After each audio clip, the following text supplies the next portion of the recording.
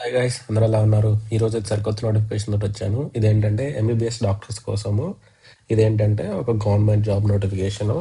ఏ ఏ ఇండస్ట్రీ నుంచి అంటే ఇది Cochin shipyard limited, government of India enterprises నుంచి, ministry of ports and shipping and waterways నుంచి. సో ఇదేంటంటే కాంట్రాక్ట్ జాబే, పర్మనెంట్ అయితే కాదు.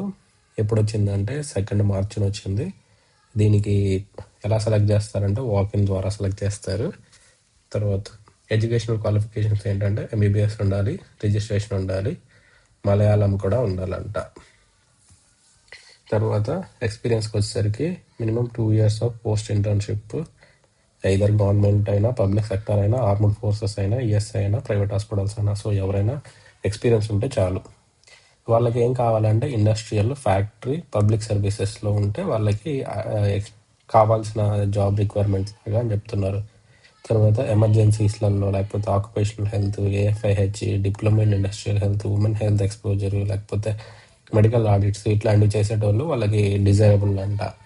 ఇంకా మన డ్యూటీస్ చూసుకుంటే ఓపీ చూడాలి, మెడికల్ ఎమర్జెన్సీస్, దాని తర్వాత ఫస్ట్ ఎయిడ్, ఎంప్లాయీస్కి ఫాలో అప్స్, తర్వాత ప్రీ ఎంప్లాయ్మెంట్, దాని తర్వాత మెడికల్ సర్టిఫికేట్స్, ఫిట్నెస్లు, మెయింటెనెన్స్లు, రికార్డ్స్, దాని తర్వాత ఇంటిగ్రేటెడ్ మేనేజ్మెంట్ సిస్టమ్తో పాటు అంటే ఇన్వెస్ట్మెంట్ ఎంత అయింది, డ్రగ్స్ ఏమేమి తెప్పించాలి, దాని యొక్క ఆడిట్ మీరే ప్రిపేర్ చేయాలి, బిల్లింగ్ మీరే చూసుకోవాలి అట్లా. తర్వాత హై రిస్క్ ఇండస్ట్రియల్ ఏరియాస్ ఏమేమి ఉన్నాయని చెప్పి మీరు అడ్వైస్ చూడాలి. దాని తర్వాత హెల్త్ అడ్వైజర్స్, ఎడ్యుకేషన్ ప్రోగ్రామ్స్, తర్వాత హాస్పిటల్ బిల్స్, ఆడిట్స్, దాని తర్వాత ఇంకా ఏదైనా డ్యూటీస్ అసైన్ చేస్తే అవి కూడా చేయాలి. నెక్స్ట్ లాస్ట్ డేట్ వచ్చేసరికి 10th మార్చి, ఇంకా టైం ఉంది, 1 week ఉంది. సో చూసుకోండి. తర్వాత లొకేషన్ వచ్చేసి ఇది చూసుకోండి, కొచ్చిలో ఉండే కొచ్చిన్ షిప్ యార్డ్ లిమిటెడ్. తర్వాత 3 పోస్టులు ఉన్నాయి టోటల్. తర్వాత 5 yearsకి అగ్రిమెంట్, కాంట్రాక్ట్ అనేది. రెమ్యూనరేషన్ వచ్చేసరికి 75,000, ఇయర్లీ ఇంక్రిమెంట్ కూడా ఉండిద్ది. ఇంకోటి, మీకు ఎక్స్పీరియన్స్ ఎక్కువ ఉంటే మీరు ఎక్కువ డిమాండ్ కూడా చేయొచ్చు. హయ్యర్ కన్సాలిడేటెడ్ పే కూడా ఇస్తారు. తర్వాత ఏజ్ లిమిట్ వచ్చేసరికి 64. తర్వాత ఇంటర్వ్యూ టోటల్ 100 మార్క్స్కి ఉండిద్ది. 100 మార్క్స్లో మీకు మెరిట్ లిస్ట్ బేస్ చేసుకొని చేస్తారు. తర్వాత ఫస్ట్ మీకు సర్టిఫికేట్ వెరిఫికేషన్ ఉంటుంది. దాని తర్వాత మాత్రమే మిమ్మల్ని ఇంటర్వ్యూకి అలో చేస్తారు. మీరు ఒకవేళ సర్టిఫికేట్స్ కరెక్ట్గా లేవు, లేకపోతే ఎక్స్పీరియన్స్ సర్టిఫికేట్లు లేదు, లేకపోతే ఇంకొకటి ఏదన్నా లేదు, కమ్యూనిటీ సర్టిఫికేట్ లేదు, ఇట్లా ఏదన్నా ఉంటే మిమ్మల్ని అలో చేయరంట.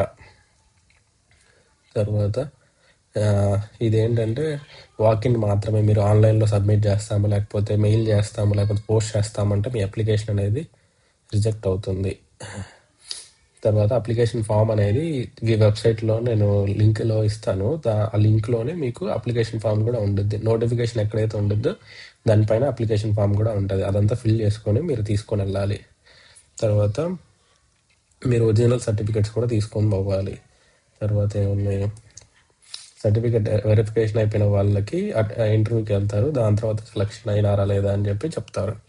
మీరు వెళ్ళేటప్పుడు ఏమేమి తీసుకొని పోవాలి, ఒక passport size photo, application form, photo ID proof, దాని తర్వాత ఆధార్ కార్డు, దాని తర్వాత సర్టిఫికేట్స్ అన్నీ, ఇంకా age certificate, date of birth, educational qualifications, experience, caste అన్నీ మీరు సెల్ఫ్ అటెస్టెడ్ బై యూ అని చెప్పేసి. ఇన్కంప్లీట్ అప్లికేషన్స్ ఉన్నా, లేకపోతే చెప్పిన దాంట్లో సరిగ్గా అంటే వాళ్ళు ఒక ఫార్మాట్ ఇస్తారు కదా, అలా కాకుండా ఇంకేదన్నా ఉన్నా కూడా మిమ్మల్ని తీసుకోరు అని చెప్తున్నారు. రిజర్వేషన్ ఉంటుంది అని చెప్పి చెప్తున్నారు. దాని తర్వాత క్వాలిఫికేషన్ చూసుకోవచ్చు. ఇవన్నీ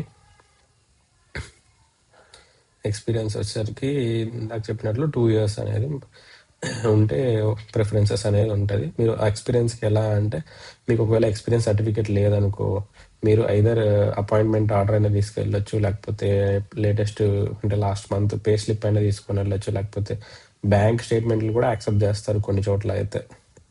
అట్లీస్ట్ పే స్లిప్ అంటే మీ యాప్లో లేకపోతే బ్యాక్ ఎండ్ నుంచి వస్తున్నాయి అనుకోండి, మీరు అప్పుడు బ్యాంక్ స్టేట్మెంట్ చూపించి వెరిఫికేషన్ కూడా చేస్తారు. ఒకవేళ మీరు ఎక్స్ సర్వీస్ మెన్ అయితే ఇంకా వాళ్ళకి సంబంధించిన discharge certificates, book, pension order ఇవన్నీ తీసుకుని పోవాలి. తర్వాత అంతకుముందు ఏం వర్క్ మీరు చేశారు అని చెప్పి క్లియర్గా చెప్పాలి. కొంతమంది ఏంటి ఆడిట్లు, లేకపోతే ఇన్సూరెన్స్ కంపెనీస్, కొంతమంది ఏంటంటే జనరల్ క్లినిక్స్, కొంతమంది ఓటీ డ్యూటీస్. సో ఇట్లా మీరు ఏం వర్క్ చేశారు అని చెప్పి క్లారిటీగా అలా చెప్పాలంట. తర్వాత సర్టిఫికేట్స్ అన్నీ కూడా కరెక్ట్గా ఇవ్వాలి అప్లికేషన్ ఫామ్తో పాటు.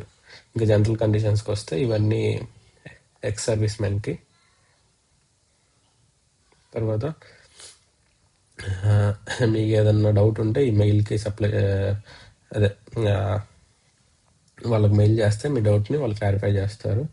తర్వాత మీరు వచ్చేకి పోయేకి అలవెన్సెస్ అదే పేమెంట్ అయితే ఏమి ఇవ్వరు, ప్యూర్లీ కాంట్రాక్ట్ బేసిస్ మాత్రమే ఉంటుందంట. తర్వాత మీకు అపాయింట్మెంట్ అనేది అప్పుడు ఉండే పరిస్థితులను బట్టి ఉంటుంది. మ్యాక్సిమమ్ గవర్నమెంట్ ఇన్స్టిట్యూట్స్లలో మిమ్మల్ని డైరెక్ట్గా తీసేయరు మీ కాంట్రాక్ట్ అయిపోయిందని. మిమ్మల్ని ఏంటంటే వ్యాకెన్సీ ఉంది కాబట్టి మీకు మళ్ళీ కంటిన్యూ చేస్తారా లేదా అని అడుగుతూ ఉంటారు అట్లా. తర్వాత ఇది ఏంటో నాకు కూడా అర్థం కాలేదు, మీరు ఒకసారి ChatGPTని అడిగి చూడండి. The selected candidate is required to give an undertaking to comply with CSL policy on usage of smart phones అంట. అంటే ఇది గవర్నమెంట్ అండ్ హైలీ సెక్యూర్డ్ ఉంటుందో లేకపోతే ఎలా ఉంటుందో మరి. మీరు మొబైల్ ఫోన్స్ వాడేదానికి, స్మార్ట్ ఫోన్స్ వాడేదానికి పాలసీ ఉండిద్దంట, అదేంటో మరి.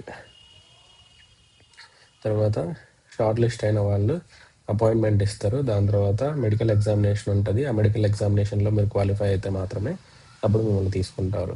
తర్వాత మీరు ఇప్పుడు ఆల్రెడీ ఒక గవర్నమెంట్ దాంట్లో చేస్తున్నారు అనుకోండి, లేదా ఒక పబ్లిక్ సెక్టర్ దాంట్లో చేస్తున్నారు. మీరు అక్కడ లీవ్ పెట్టేసి 5 years లీవ్ పెట్టేసి వస్తాను, ఇక్కడ అది ఇది చేసుకొని తర్వాత వెళ్తాను, లేకపోతే గ్రాట్యుటీ రావట్లేదు, నాకు పెన్షన్ రావట్లేదు, అందుకని నేను అది మానేస్తున్నాను. సో సంథింగ్ ఏదన్నా మీ ఇష్యూస్ వల్ల మీరు వస్తే మాత్రం దానికి ఈ కొచ్చిన్ షిప్ యార్డ్ లిమిటెడ్ అనేది సంబంధం లేదు అని చెప్పి చెప్తుంది.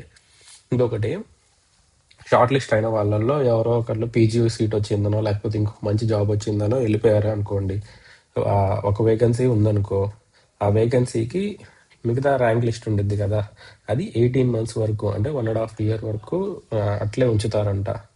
అంటే ఇంకొక కొత్త నోటిఫికేషన్, కొత్త ఫ్రెష్ నోటిఫికేషన్ రిలీజ్ చేసేంత వరకు మీరు ఆ ర్యాంక్ లిస్ట్లోనే ఉంటారు అని చెప్పి చెప్తున్నారు. తర్వాత నెంబర్ ఆఫ్ పోస్టులు అనేటివి ఇప్పుడు 3 పోస్టులు వదిలేరు కదా, వాళ్ళకి ఇంకా ఏదైనా అవసరం ఉంటే ఇంకా కూడా పెంచేదానికి అవకాశం ఉంది.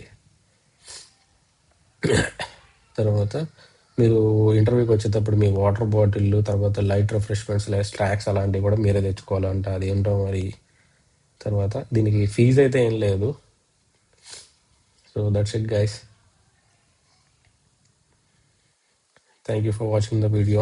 Please subscribe to my channel.